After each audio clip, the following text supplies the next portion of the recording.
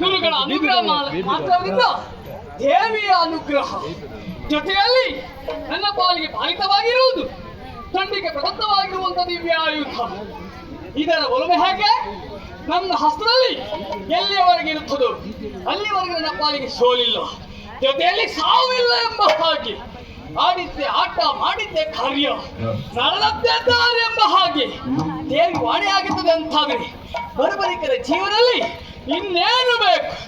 ಇಲ್ಲಿಯ ತನಕ ಇಲ್ಲಿಯವರೆಗೆ ಬರಬರಿಕರಲ್ಲ ಕಂಡದ್ದಾದ್ರೂ ಹೇಗೆ ಮಗು ಏನು ಅರಿಯದವ ಎಂಬ ಹಾಗೆ. ಇನ್ನು ಮುಂದೆ ಹಾಗಲ್ಲ, ಇಲ್ಲಿಯವರೆಗೆ ನಡೆದದ್ದು ಕೇವಲ ಒಂದು ಆಟವಷ್ಟೇ, ಮುಂದೆ ನಡೆಯುವುದು ಬರ್ಬರಿಕನ ಆಟ.